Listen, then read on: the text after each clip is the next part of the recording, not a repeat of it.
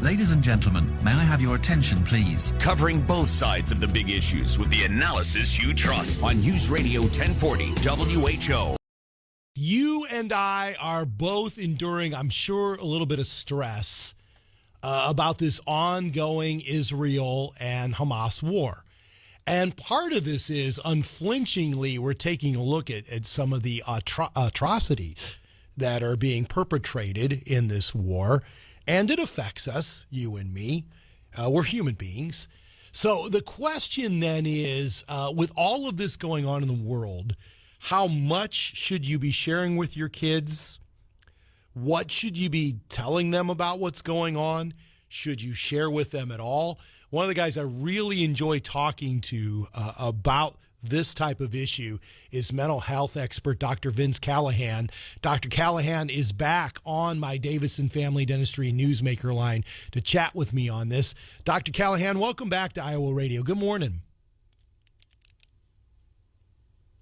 On your show. Happy Monday. Happy Monday. So, Dr. Callahan, I'll ask you the first fundamental question, which is, should we be talking to our kids about this at all? The answer is yes, but I'm going to delineate between younger kids and older kids. Okay. If you want to talk to younger kids, the best advice is small, chewable bites, age appropriate. Don't politicize it in front of them. Don't take sides. Don't do all that mess, but give them small, chewable bites, because the number one concern of a small child is that of safety. Am I going to be okay? Are you going to protect me, Mom and Dad? Is this coming into our house, or are we going to be okay? And so the biggest thing you can do for younger children is to promote safety and security, and that we're going to be just fine, and we're solid as a family. So you give them small, chewable bites. You don't have to give them the whole war history and the whole everything, because that's not where they are mentally. They're just wanting to know, am I going to be okay? For older kids, it's not a bad idea to have some discussions about, what do you think about this, and what do you think about the war, and what's your opinion, and have some family discussions. I'm talking about teenagers, late teens, early adults, those kind of things. It's okay to have some dialogue there, but just protect the little kids' eyes. So, Dr. Callahan, in this time of great stress for adults, maybe, it may be a concern for us that we're projecting a little bit too much strain to our kids. If we're to be on guard against that, what's some advice you have for the adults in the audience that hear you say that, Dr. Callahan, and say, okay, great, this is how I'm going to talk to my kids, but how do I sort of get over my own stress, or be able to compartmentalize my own stress when talking to my kids about this?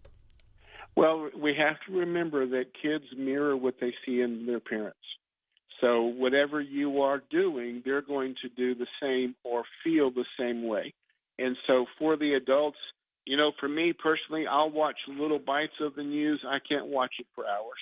I don't want to see the same old thing. I just want to know kind of what's happening, an update in there, 5 minutes, 10 minutes, and then I'm off of it.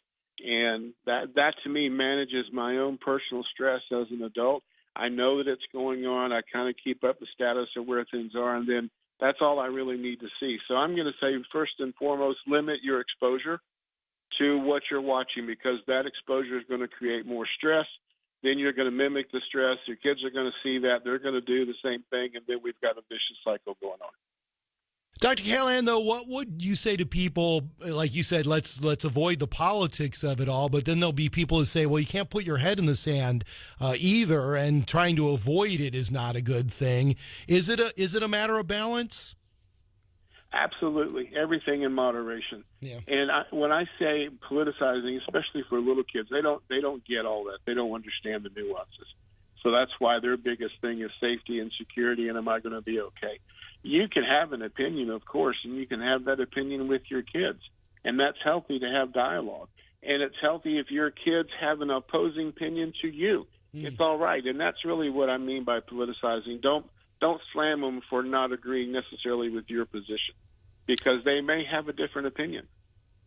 And it would seem to me, too, Dr. Callahan, since we're talking about media, our kids have access to so much media these days in ways that we didn't. They always have the phone with them.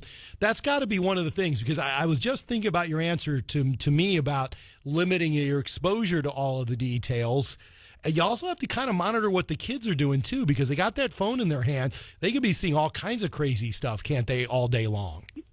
Absolutely, and they're going to see that. I think the latest numbers are the average teen on their phone gets 230 notifications a day Oof. of stuff that's coming in. That's about one every 1.5 seconds that they're on their phone. So the issue then there becomes, hey, it's okay to have a dialogue and talk. This is a time where I saw a thing earlier, and I 100% agree with it. This is the time where families need to come together and be families. This is a really good time for families to sit on the couch together and just kind of love on one another and be a family and create that safe, secure space, dialogue and actions, and just be together as a family, because there is a war going on, and we just need to be okay as our own families. That's sound advice, and that's why I like talking to him on these issues. Mental health expert Dr. Vince Callahan. Dr. Callahan, important conversation today. Thanks very much for talking to me.